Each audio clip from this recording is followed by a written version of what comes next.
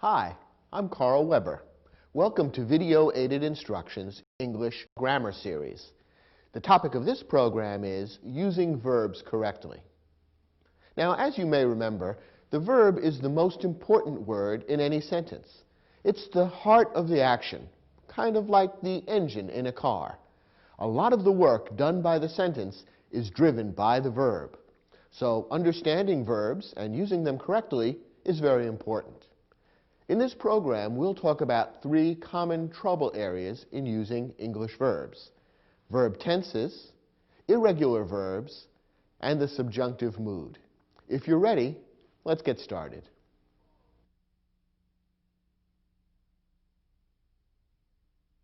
Verb tenses define the time when an action occurs. They're constructed mainly from two components. First, the principal parts of the verb, and, in some cases, helping verbs.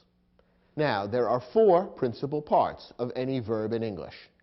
These four principal parts are the infinitive, the present participle, the past, and the past participle. Let's take a moment to look at each of these a bit more closely. First, the infinitive. The infinitive is the basic form of the verb. Take a verb like to cook. The infinitive is cook, and the basic form of the verb is the same, cook.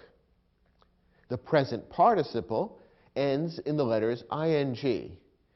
As you'll see, the present participle of any verb is always used with a helping verb, which is a form of the verb to be. Take the verb to cook again. The present participle would be cooking, and it would always be used with a helping verb that's a form of the verb to be. For example, you might say, I was cooking breakfast when the telephone rang. Notice that the present participle cooking is used with the helping verb was, which is a form of the verb to be. Notice, by the way, that the present participle, which ends in ing, looks the same as the gerund. The gerund form of the word cook is cooking. The difference between the gerund and the present participle is the way they're used. As we've seen, the present participle is used as a verb with a helping verb, which is a form of the verb to be. By contrast, a gerund, which looks the same, is used in place of a noun. Therefore, when you see an ing word being used as a noun in a sentence, that's really a gerund, not a present participle. So, for example, I might say, cooking is my favorite hobby. Here we have the word cooking, which looks the same as the present participle, both end in ing, but in this sentence, cooking is a gerund, because it's being used in the same way that a noun would be used. Cooking is my favorite hobby. In that sentence, cooking is the subject of the sentence. It's the subject of the verb is. And remember, the subject of a verb would always be a noun or a pronoun. Since cooking is being used as a noun in that sentence, it's a gerund, not a present participle. The third principal part of any verb is the past. With most verbs, the past ends in ed, and that's the case with the verb to cook. The past form of the verb to cook is cooked. You might say, I cooked breakfast for my sister yesterday morning. And there we're using the past form of the verb ending in ed. And the fourth and final principal part is the past participle. Now, with most verbs, the past participle looks just the same as the past. It also ends in ed. What's the difference? Well, the difference, again, is the way it's used. The past participle is always used with a helping verb, which is a form of the verb to have. So, for example, the past participle of to cook is cooked, but it would be used with a helping verb, such as have cooked. I have cooked breakfast for my family many times.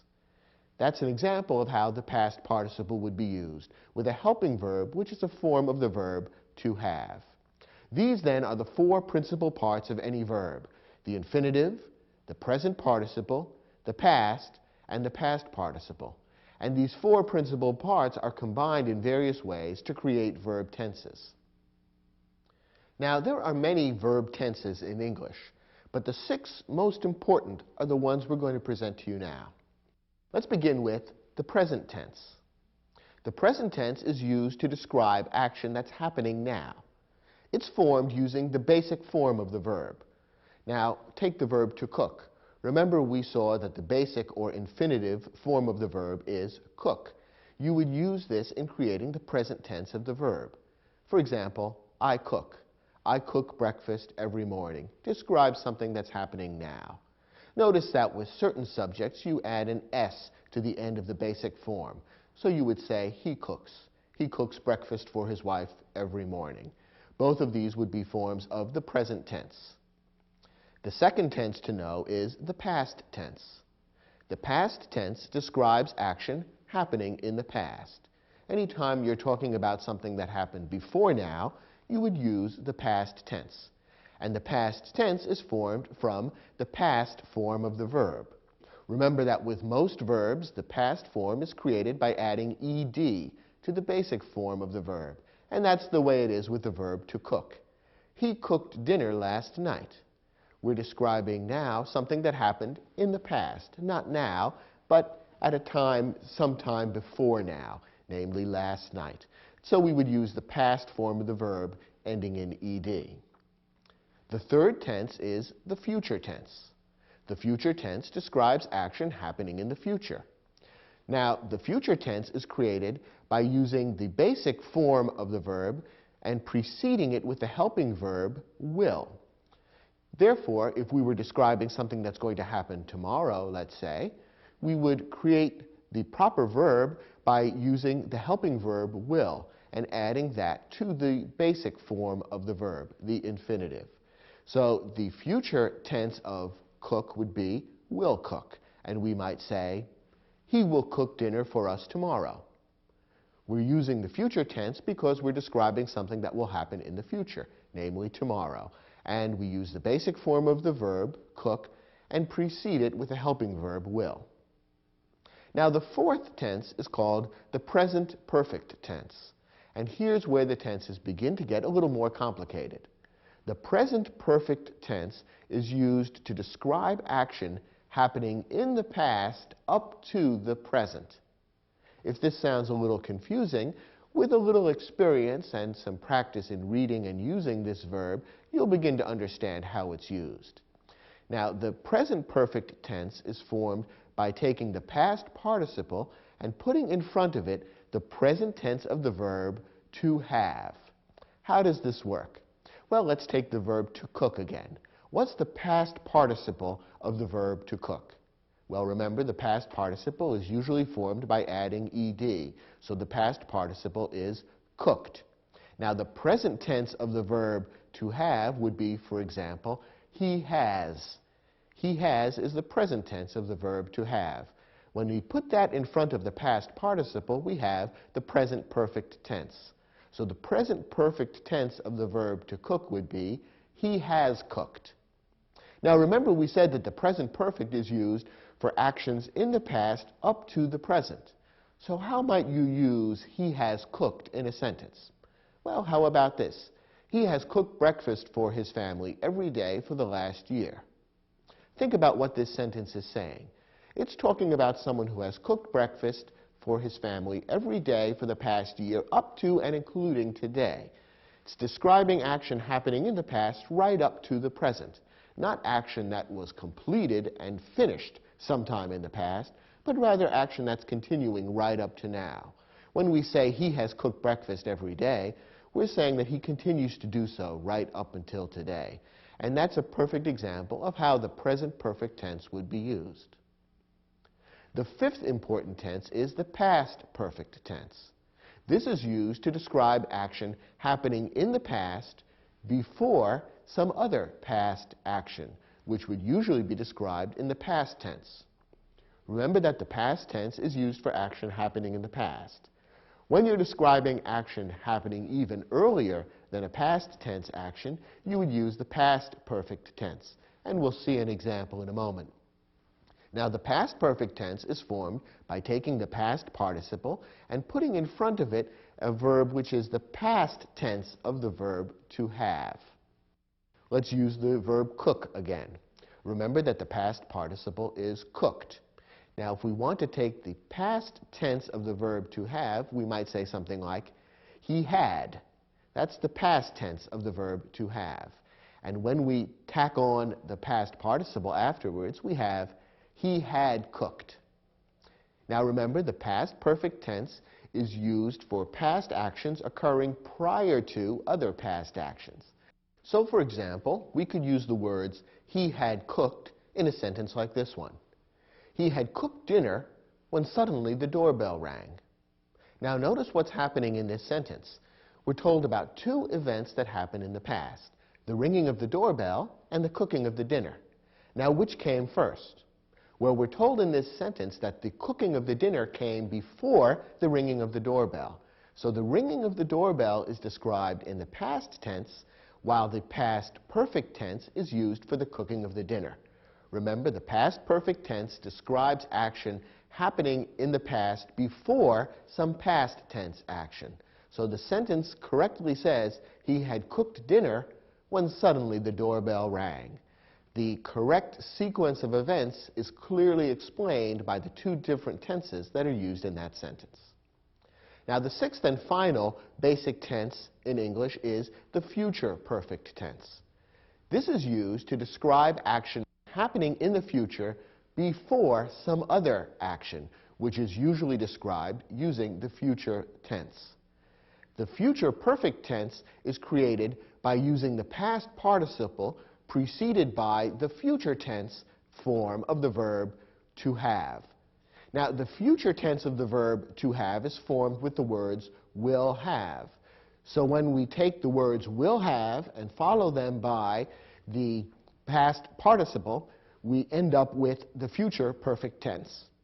Now, once again, for the verb to cook, the past participle is cooked. So the future perfect tense would be formed by using will have followed by cooked. For example, he will have cooked. How would we use this in a sentence? Well, remember, the future perfect tense is used to describe some future event happening before some other future event. Let's look at this example. He will cook dinner tomorrow night, and then he will have cooked dinner every night for a week. Notice what's happening in this sentence. Tomorrow, we're told, he will cook dinner, and when he does that, he will have cooked dinner every night for a week. The action of cooking tomorrow's dinner is taking place in the future tense. He will have cooked dinner every night for a week describes action taken prior to the cooking of tomorrow's dinner. So there's an example of how the future perfect tense is used. Of the 6 basic tenses in English, the future perfect tense is the one that's used least often. Now, how can you be sure that you're using these 6 different forms of English verbs correctly? Here's a tip on using verb tenses properly. The most important thing is to make sure that the tenses you choose match the time of the action and show how different actions are related to one another in time. This means that when 2 actions occur at the same time, they should normally be described using the same verb tense. When 2 actions occur at different times, the verb tenses should show which occurred first and which occurred later. Let's look at a couple of sample sentences that illustrate how this works. Before I cooked dinner, I had walked to the supermarket. In this sentence, 2 actions are described, cooking dinner and walking to the supermarket. What's the sequence of events? Which happened first, which happened later? Well, the first thing that I did was walking to the supermarket. The second thing was cooking dinner. Both are past events, so the proper way to show the time sequence here is to put one event in the past and the event that happened before that in the past perfect tense. And that's done correctly in this sentence. I cooked dinner is in the past tense. I had walked to the supermarket is in the past perfect tense. And that shows that that event happened before the cooking of the dinner. Here's another example. After Miguel sings a song, Annalisa will dance for us. Once again, there are 2 events described in this sentence, Miguel singing and Annalisa dancing. Which is going to happen first and which one will happen second? Well, Miguel singing will happen first, Annalisa, her dance, will happen second. And once again, the tenses are being used correctly here. Miguel sings a song is in the present tense, which tells us that Miguel is singing right now, or perhaps is just about to begin singing. Annalisa's dancing is in the future tense. Annalisa will dance. And that tells us properly that that event is happening after the singing of the song by Miguel. One more example. You will complete your studies next spring. By then, you will have attended over 90 hours of classes. Once again, there are two events described in this sentence. The first event is you're completing your studies. That's described in the future tense because it's something that's going to happen in the future, specifically next spring. You will complete your studies. That's the future tense. Now, what about the attending of over 90 hours of classes? Well, that's something that's going to happen prior to your completing of your studies. After all, attending all those classes, all of that is part of the process of the studies. So that's an event happening in the future prior to a future tense event. Therefore, it should be set up in the future perfect tense, and that's correctly done in this sentence. You will have attended over 90 hours of class. Will have attended is the future perfect tense, and that tells us that that event is going to happen prior to the completion of the studies. In all of these sample sentences, two events occur, and the proper verb tenses have been selected to make it clear which event comes first and which event comes later. Do you think you have a handle on how these 6 basic English verb tenses are used? Good. Turn to your study guide. You'll see we've created an exercise that will give you a chance to practice your understanding of how to use verb tenses to indicate the time when an action occurs. Try your hand at the exercise, and when you're finished, come back and we'll look at the questions together.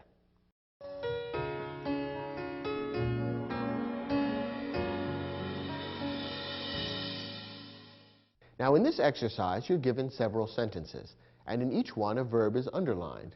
Your job is to figure out the time when the action described by the verb is taking place, and to use cues in the sentence to help you figure out whether the proper tense has been used. If the wrong tense has been used, your job is to figure out what tense would express the time of the action accurately.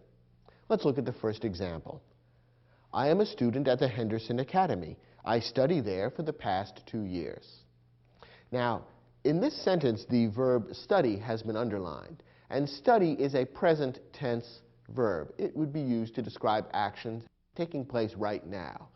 Now, is that the correct tense given what's happening in this sentence? Well, there are 2 actions described in this sentence. One is, I am a student at the Henderson Academy. Now, that's a present tense verb, meaning that being a student at the Henderson Academy is something that's happening right now. What about the studying? Is that something that's happening right now? Well, yes and no. Because I'm a student at the Henderson Academy, I am studying there now, but I've also studied there over the past 2 years. The sentence makes it clear that this is an event which took place in the past and is continuing up to today. Now remember, what English tense is used to describe that kind of action? The answer is the present perfect tense. The present perfect tense is used to describe activities that are happening in the past up to and including today. And since the studying is taking place in the past and up to today, we want to use the present perfect tense for that verb. And the present perfect tense, you'll recall, is formed by using the past participle and preceding it with the present tense of the verb to have. The correct form for this verb then would be have studied. That would be the present perfect tense, and the sentence would then read, I am a student at the Henderson Academy. I have studied there for the past 2 years. And now the proper sequence of events is perfectly clear. Let's take a look at the next example. By the time of our arrival in Houston next Sunday, we have traveled over 500 miles. Now in this sentence, again, 2 actions are being described. One is the arrival in Houston, and the other is the traveling over 500 miles. Now, when will these events take place, and what's the proper sequence? Which one will happen first? Which one will happen second? Well, we're told that the arrival in Houston is going to take place next Sunday, so that's a future event. Now, what about the traveling? Is the traveling going to take place before or after the arrival? Well, the traveling will take place before the arrival, because after all, we have to travel before we can arrive. So the traveling 500 miles is a future event that is taking place prior to some other future event. And therefore, we want to use the future perfect tense. And remember, the future perfect tense is formed by using will have as the helping verbs. So the proper form for this underlined verb would be will have traveled. And the sentence would then read, by the time of our arrival in Houston next Sunday, we will have traveled over 500 miles.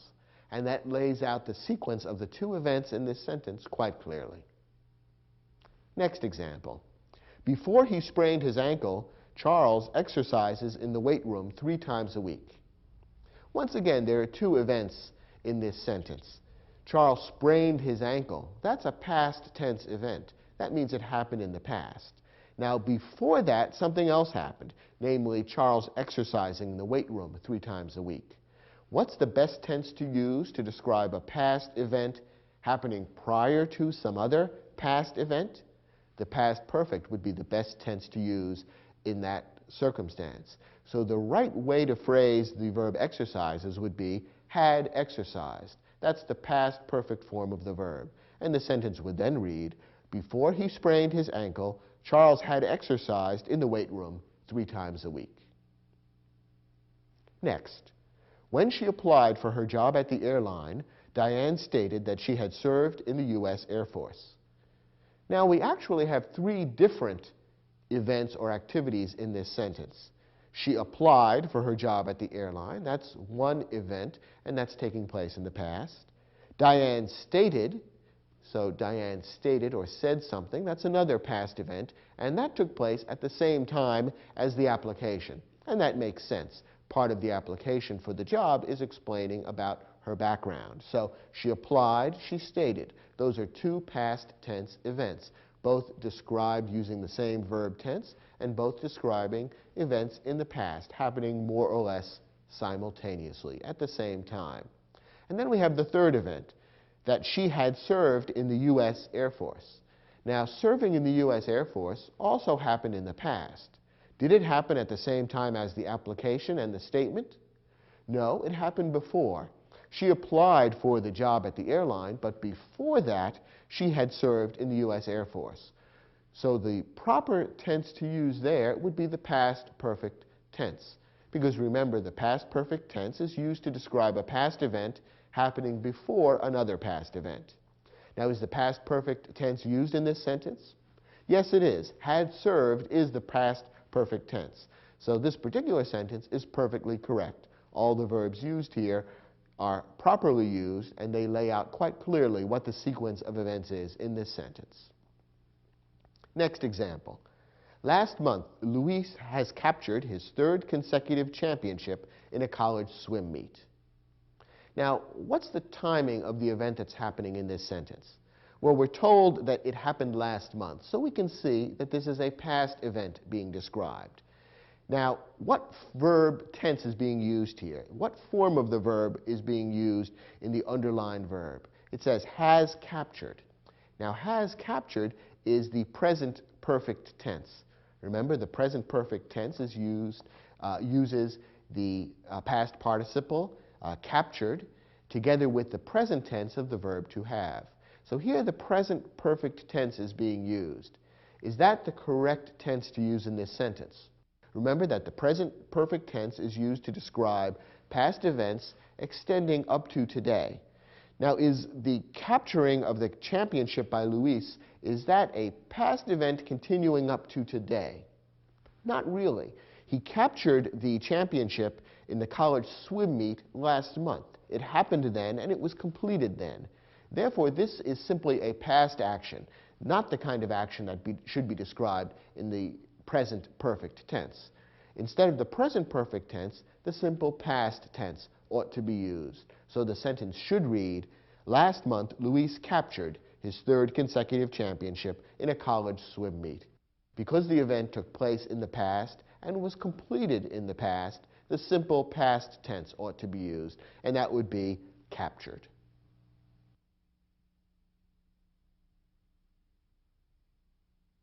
So far in this program, we've talked about the 6 most important verb tenses in English. And we've seen that all 6 of those verb tenses are formed using the 4 principal parts of any verb. And remember, those 4 principal parts are the infinitive, the present participle, the past, and the past participle. Now, in this lesson, we're going to talk about one tricky element in English, which is the fact that not all verbs form their past and their past participle by simply adding ed to the basic form of the verb. It would be a simpler world if that were the case.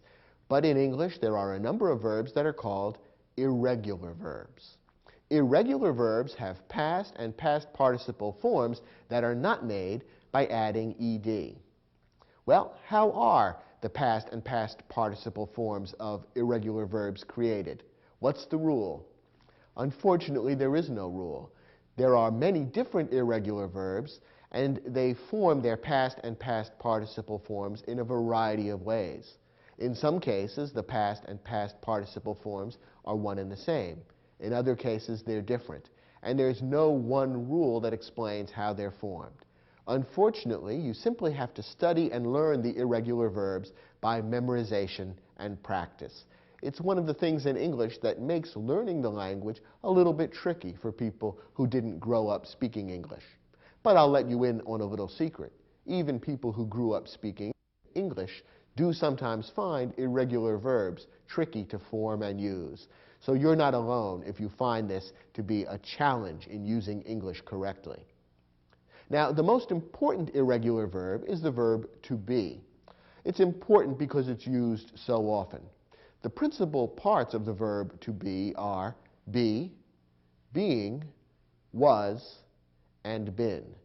Be is the infinitive, being is the present participle, was is the past, and been is the past participle.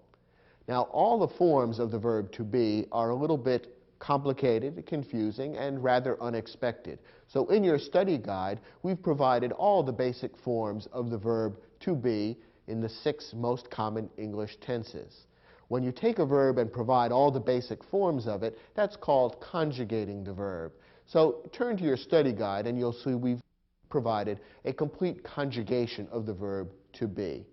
In some cases, you might feel that this is very simple and basic and you understand exactly how to use the verb to be. On the other hand, you may find this tricky and you may need to study and practice this. Based on your own background, devote some time to studying the conjugation of the verb to be if you need to in order to use the verb correctly. Now, we've also provided in the study guide a list of many of the most commonly used irregular verbs. And I'd like you to look at that list as well. The chances are good that some of the irregular verbs on this list are familiar to you, and you know well how to form the 4 principal parts. In other cases, however, you may find some of these irregular verbs unfamiliar to you, or you may feel that you're not really sure which part to use in what type of sentence. Therefore, studying the list that we've provided in the study guide should be helpful to you. Make sure in particular that you distinguish between the past and the past participle forms of the irregular verbs, because that's where many people trip up. The 2 most common mistakes that people make in using irregular verbs are the following. First, many people make a mistake by constructing the past or the past participle regularly. In other words, they treat the irregular verb as if it were a regular verb. Now remember, the past and the past participle forms of regular verbs are created by adding ed to the end of the infinitive or basic form of the verb. If you take an irregular verb and simply add ed in an attempt to turn that into the past or the past participle, you've treated the irregular verb as if it's regular, and what you've created is not proper English.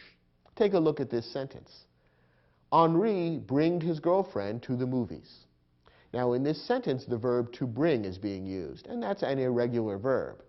However, the person who's created this sentence has made the mistake of creating the past form of the verb as if bring were a regular verb. He has simply added ed and turned bring into bringed. Unfortunately, that's not correct. Since bring is an irregular verb, we have to look at our study guide in order to determine how the past form of the verb would be created. And the past form of bring is brought. So the sentence ought to read, Henri brought his girlfriend to the movies. The incorrect form, bring, is the kind of thing that's commonly used as a mistake in English. Here's one more example. Maria has drived a taxi for the past 2 months. Now here the verb is has drived. This is the present perfect tense. And remember, the present perfect tense would be formed using the present tense of the verb to have together with the past participle, in this case of the verb to drive. Once again, drive is an irregular verb, and therefore we can't create the past participle simply by adding ed and turning it into drived. That would be correct if drive were a regular verb, but since drive is an irregular verb, that's not correct. Instead, we have to figure out how the past participle of drive is actually formed.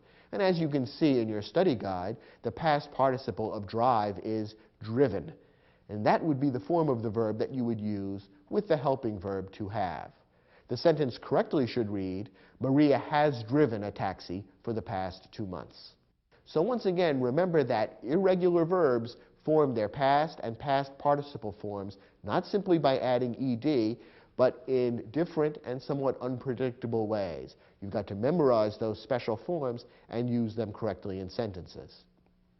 The second type of error that people commonly make with irregular verbs is using the past where the past participle should be used, or vice versa. Remember that the past form of the verb is used by itself, whereas the past participle is always used with a helping verb, namely a form of the verb to have. You want to keep the past and the past participle separate in your mind and not use one where the other is called for. Take a look at this sentence. By tonight, I will have did all the research for my report. Now, in this sentence, the author is trying to use the future perfect tense, and that would be the correct tense to use to describe something that's going to happen in the future prior to some other specified time or event in the future. So the future perfect tense is fine. But remember, the future perfect tense needs to include the past participle of the verb. In this case, the verb to do is being used, and the wrong form of the verb has been inserted here. Instead of the past participle, the author of this sentence has used the past form of the verb to do, which is did. Instead, the past participle needs to be used, which is done.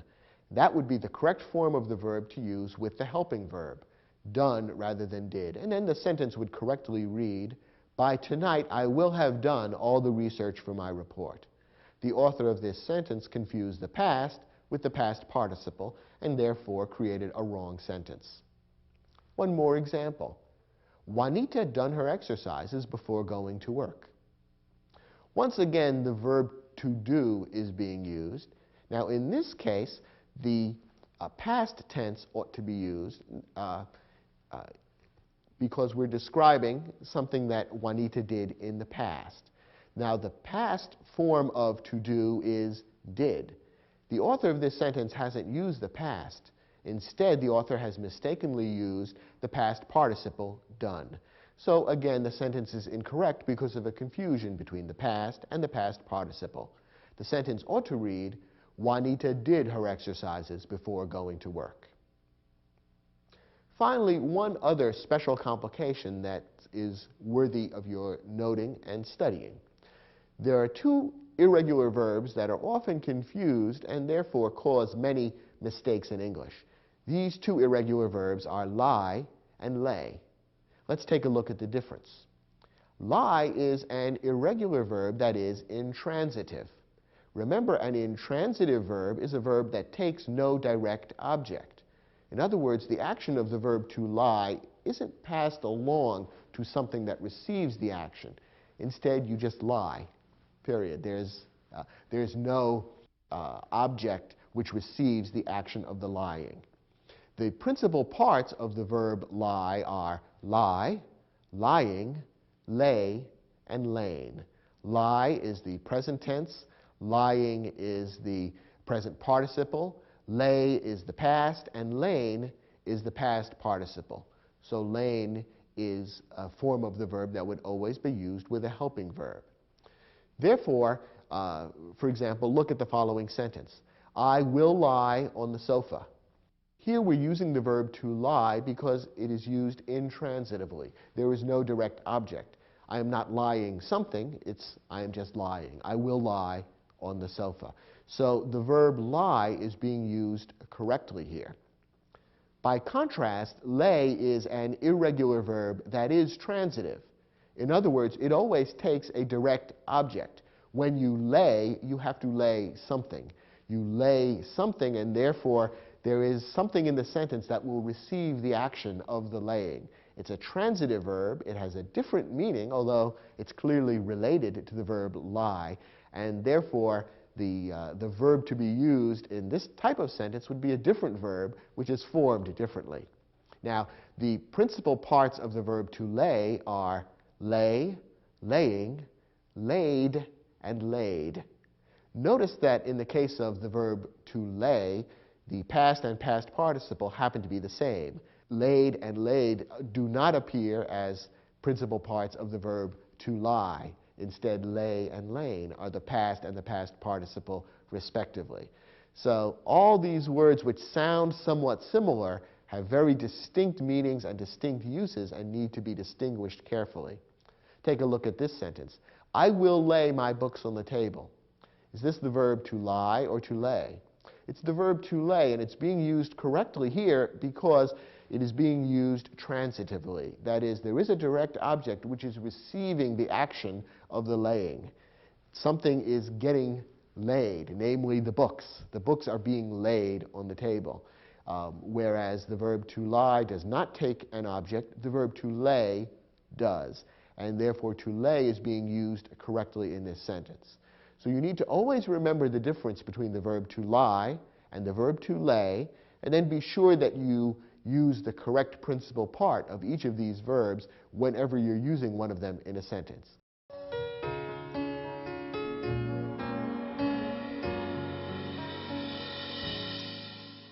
In each of these sentences, an irregular verb is used and underlined. Your job is to decide whether the irregular verb that appears in the sentence is correct, and if not, to figure out what form of irregular verb would make the sentence correct. Let's look at the first example.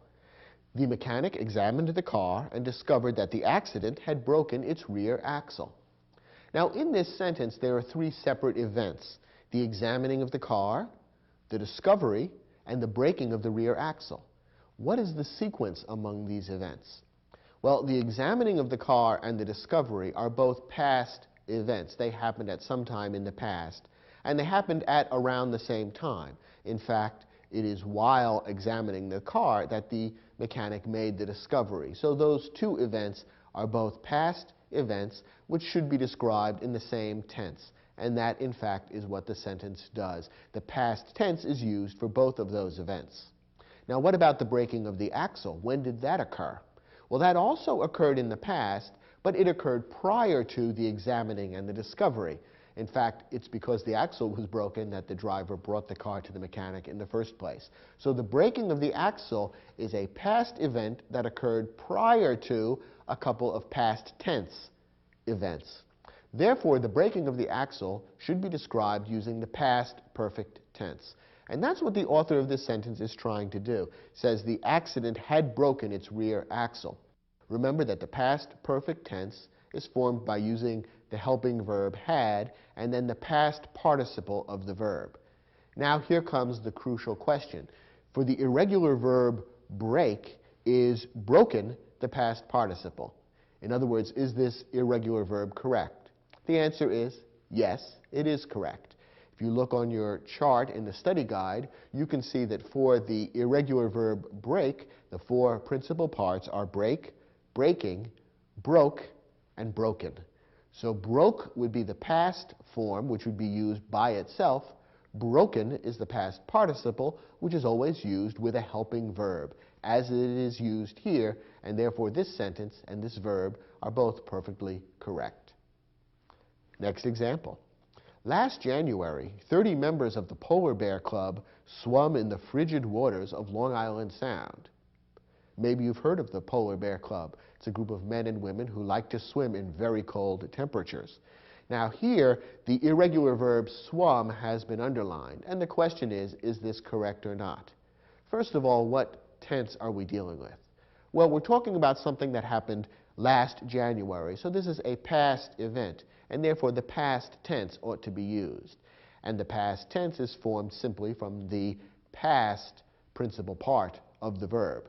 Now, is swum the past form of the verb to swim? No. Perhaps it sounds wrong to you, but if it doesn't, look it up in your study guide, and you'll see that the past form of the verb swim is swam. The four principal parts of swim are swim, swimming, swam, and swum. So swum is in fact the past participle, and it would always be used with a helping verb, never by itself. In this sentence, there is no helping verb.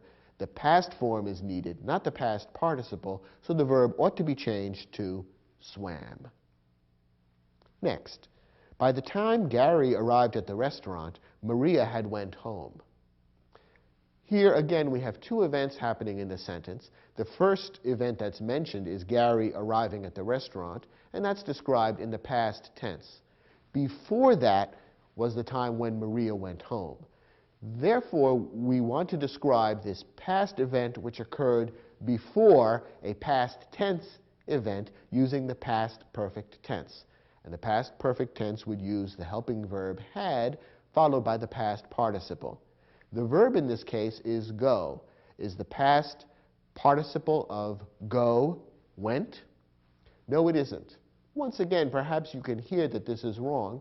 If not, look it up in your study guide, and you'll see that the past participle of go is gone, and that's what ought to be used in this sentence. The past participle is the form that's always used with a helping verb. Instead, the author of this sentence has confused the past with the past participle and has used the past instead of the past participle. Remember, the past would always be used by itself, the past participle with a helping verb. The four principal parts of the verb to go are go, going, went, and gone. And in this case, the past participle gone ought to be used, and the sentence would then read, by the time Gary arrived at the restaurant, Maria had gone home. And that would be correct. Next example. With a triumphant grin, Sam laid his cards face up on the table and declared, 3 kings. So Sam has won this card game, but has the proper irregular verb been used? Well, let's begin by figuring out which of those two tricky irregular verbs would be proper in this sentence. Do we want the verb to lie or the verb to lay? Well, remember, the verb to lie is an intransitive verb that doesn't take a direct object. The verb to lay is a transitive verb that does take a direct object. In this sentence, is there a direct object or not? Is something receiving the action of the laying? Yes, there is a direct object. It's the cards. Sam is laying the cards on the table. Therefore, there is a direct object, and we want the transitive verb to lay. Now, what tense is being used here? In this case, the past tense is intended because the laying and the declaring are happening at the same time. Sam is doing both of these events in the past. They're happening simultaneously, and therefore the past tense ought to be used for both. Now, the regular verb declare has been presented to us in the past tense, which is correct, declared, but we need the past form of the verb to lay, which is not lain, but rather laid. Remember, the four principal parts of the verb to lay are lay, laying, laid, and laid. Instead, the author of this sentence has confused the verb to lie and to lay. We warn you that this is a very common confusion, and this sentence would be a typical example of how people use the wrong verb and thereby confuse both the meaning and the grammar. The sentence ought to read, with a triumphant grin, Sam laid his cards face up on the table and declared 3 kings. Next example. The famous Boys Choir of Harlem has sung in concert halls throughout the United States. What's being described here is a past action taking place up to and including the present. The singing by the Boys Choir of Harlem is something that has happened in the past and continues to happen today. So the present perfect tense is being used here, and that's formed by the verb has, helping verb, together with the past participle. Now, is sung the past participle of the verb to sing? And the answer is yes. This is perfectly correct. The four principal parts of sing are sing, singing, sang, and sung. Sang is the past form and would be used without a helping verb. Sung is the past participle and would always be used, as it is here, with a helping verb. So this sentence is perfectly correct. Did you get all 5 of these sentences right? If you did, good for you.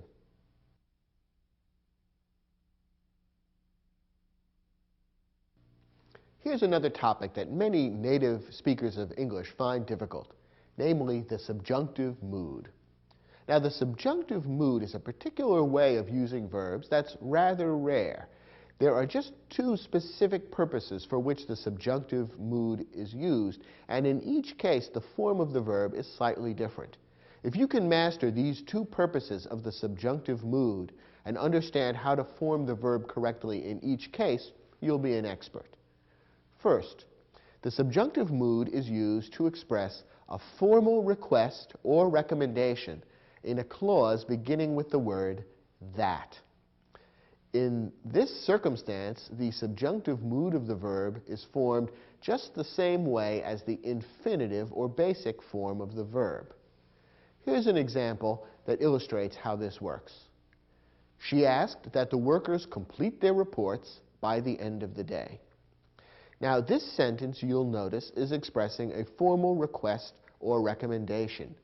She, whoever she is, perhaps she's the boss in this particular company, she is asking that the workers do something. So she is expressing a request or a recommendation. And notice that what she is asking them to do is described in a clause beginning with the word that. She asked that the workers do something, etc. Now, the verb that appears in the that clause needs to be in the subjunctive mood. And that verb is complete. Now, remember we said that when you are expressing a formal request or recommendation in a clause beginning with the word that, you would form the subjunctive mood by simply using the infinitive or basic form of the verb. Now, the verb in this case is complete. That is the basic or infinitive form. So the proper form of the verb in this case, this example of the subjunctive mood, is simply complete. So the sentence is correct as we just read it. She asked that the workers complete their reports by the end of the day. So this is the first illustration of how the subjunctive mood might be used in English, to express a formal request or recommendation in a clause beginning with that. And the verb in the that clause should simply be in the infinitive or basic form. Now, the second way in which the subjunctive mood is used is to describe an unreal or doubtful condition. In other words, to describe something that isn't true or is unlikely to be true. Very often, although not always, this is in a clause beginning with the word if. Now, there are 2 possible ways to form the subjunctive mood of the verb under these conditions when we're describing an unreal or doubtful condition. Here are the 2 ways. First, if we're talking about something happening now, in other words, in the present, then the subjunctive mood verb looks the same as the past tense of the verb. Okay, so if we're describing something happening now in the present, the subjunctive verb looks the same as the past. On the other hand, if we're describing something happening in the past, then the subjunctive mood verb looks the same as the past perfect. Remember, the past perfect is formed with the helping verb had and the past participle. Are you a little confused? Don't be. Here are a couple of examples that will help make this clear. Remember, we're talking about describing an unreal or doubtful condition, very often in a clause that begins with the word if. Here's an example. If I had $1 million, I would travel around the world. Now, there are 2 clauses in this sentence. If I had $1 million and I would travel around the world. The second one is describing what I would do if the first clause were true. Now, the first clause is describing an unreal or doubtful condition. We can tell from reading this sentence that, unfortunately, it's not true. I don't have $1 million, and that's why I'm speaking with you rather than traveling around the world. So that first clause is describing an unreal condition. It begins with if. This is a perfect circumstance in which to use the subjunctive mood. Now, remember we said under these circumstances, the subjunctive mood could take one of two forms. If we're describing something happening now, it should look the same as the past tense. Is this happening now? Yes, it's talking about what I would do today if I had $1 million today. So this is the present tense. So the clause describing the unreal condition should contain a verb that looks the same as the past tense verb. The verb we're talking about here is have, and the past tense of have is had. So the correct verb here is had. If I had $1 million. It looks the same as the past tense of the verb to have, but in this case it's expressing the subjunctive mood because it's describing a condition which is unreal or doubtful. So this sentence is perfectly correct. If I had $1 million, I would travel around the world. Here's another example. If he had left the starting block faster, he would have won the race. Once again, we have two clauses here. The second one describes what would have happened. He would have won the race if he had left the starting block faster. So the second clause describes what would have happened if the first clause had been true. Once again, the first clause is describing an unreal or doubtful condition, something that didn't happen. He didn't leave the starting block faster. This is describing something that's unreal. Once again, it happens to be in a clause beginning with if, which is often the case, although not always. So here we have an unreal condition being described. We want the subjunctive mood. Once again, to determine the correct form of the subjunctive mood, we have to think about whether we're describing something happening now or in the past. Well, in this sentence, we're describing something happening in the past. The race was in the past. He lost the race. He might have won if he had left the starting block faster. So we're talking about something happening in the past. And remember, we said a moment ago that to create the subjunctive mood in the past, we want to use a verb that looks the same as the past perfect. The past perfect is formed with the helping verb had and the past participle of the verb. Here we're talking about the verb to leave, and the past perfect form of the verb to leave is had left. So had left is the subjunctive mood verb for this particular sentence, since we're describing an unreal condition and we're describing something from the past. So the sentence correctly reads, if he had left the starting block faster, he would have won the race. One confusion that people sometimes fall into is writing an if clause describing an unreal or doubtful condition. They throw in the helping verb would sometimes, and that's not right. When you're writing this if clause, you use the subjunctive mood verb and you don't use the helping verb would. So, for example, sometimes people might say, if he would have left the starting block faster. That's incorrect. That's not the right way to form the subjunctive mood. Notice that the verb would does appear in the other clause. He would have won the race. And that's the correct use of the helping verb would. But in the if clause, you use the subjunctive mood, which doesn't include the helping verb would. So avoid that little error that people sometimes fall into. So this is the subjunctive mood. Perhaps you can tell that it's not used that often in English because it's not terribly often that people either express a formal request or recommendation in a clause beginning with the word that, or that they describe an unreal or doubtful condition, often in a clause beginning with the word if. Those two things don't come up in the English language all that often. When they do, however, the subjunctive mood ought to be used, and now you know the right way to form it. So review this lesson from time to time and make certain that on the few occasions when you do need to use the subjunctive mood, you form it correctly. In your study guide, there's an exercise that will let you practice your understanding of these rules about using the subjunctive mood. Try the exercise, and when you're finished, let's look at the questions together.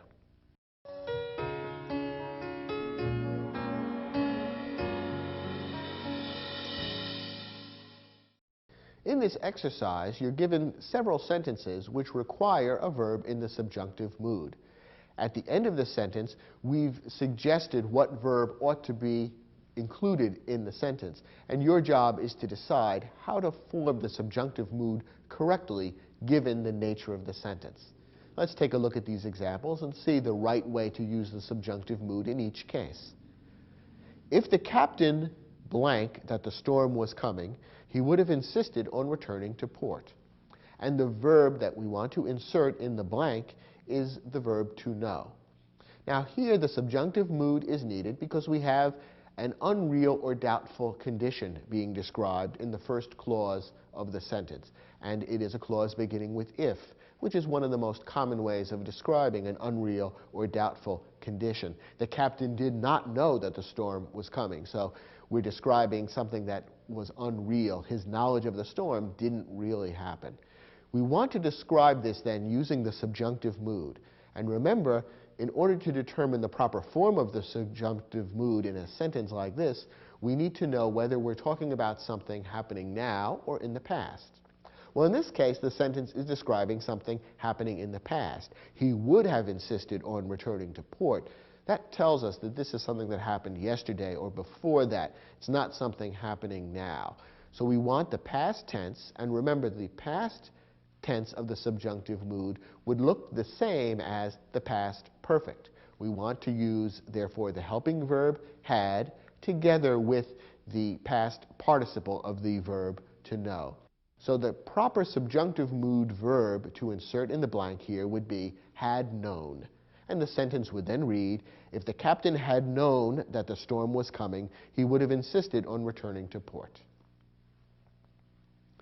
Next example. Although Paul has a successful career as a lawyer, he still wishes he blank a rock musician. And the verb to insert in place of the blank is a form of the verb to be.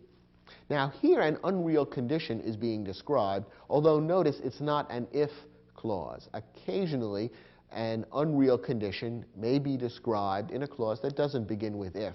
But you can see that it is an unreal condition because it is obvious that Paul is not a rock musician. He's a lawyer. He wishes that being a rock musician was true, but that is not true. So therefore we're describing an unreal condition and we want the subjunctive mood. Once again, to decide the proper form of the subjunctive mood verb, we need to ask whether we're describing something happening now or in the past. In this case, the sentence is describing something that's the case now. Paul today is a lawyer, and Paul today wishes that being a rock musician was his career. So therefore, we're describing something happening now, and therefore the subjunctive mood verb ought to look like a past tense verb. So we would use the past form of the verb and insert that to make the subjunctive mood. The verb to be inserted here is be, and the past form of the verb be is were. So the sentence would correctly read, although Paul has a successful career as a lawyer, he still wishes he were a rock musician. It looks the same as the past tense of the verb, but in fact it's the present subjunctive. Next example. The doctor recommended that Andrea blank a diet restricted to low salt, low fat foods. Here we have the different other use of the subjunctive, namely to express a formal request or recommendation in a clause beginning with the word that. And in fact, the word recommended is used here, which gives you a very broad hint that a formal request or recommendation is being expressed here. And there is the word that introducing the clause. Now in this type of subjunctive situation, we simply use the infinitive or basic form of the verb. It doesn't matter whether we're talking about past or present in this case. When the subjunctive mood is being used in this form, we simply insert the basic or infinitive form of the verb. So in this case, the infinitive eat is exactly what we insert. And the sentence would now read, the doctor recommended that Andrea eat a diet restricted to low salt, low fat foods. And that's the correct form of the subjunctive mood for this sentence. Next, wouldn't you be happy if you blank the next race? and the verb to be inserted is win. Now, once again, we have an unreal or doubtful condition being described, and an if clause is involved. The person who is speaking this sentence doesn't think it's necessarily going to happen that the person she or he is speaking to is going to win the race. The person may win the race or may not. It's a doubtful condition at best. So we have an unreal or doubtful condition being described, and therefore we want the subjunctive mood verb to be inserted, the subjunctive form of the verb win. Now, are we talking about a present or past event taking place here? Well, we're talking about now. We're saying you would be happy if you win the next race. We're talking about something happening now, not in the past.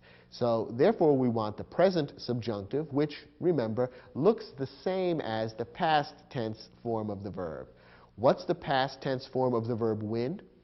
Won. So we simply insert the verb won, and the sentence would correctly read, wouldn't you be happy if you won the next race? Last example. The new law passed by the City Council requires that the mayor blank a budget for approval no later than April 1st. And the verb to be inserted is submit.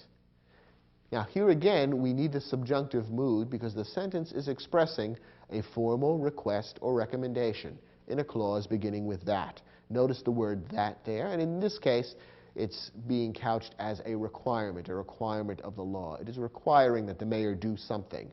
So the verb expressing what the mayor needs to do should be in the subjunctive mood. And again, for this use of the subjunctive mood, the verb should look just the same as the infinitive or basic form of the verb. So we simply insert the infinitive submit, and the sentence would correctly read, the new law passed by the City Council requires that the mayor submit a budget for approval no later than April 1st.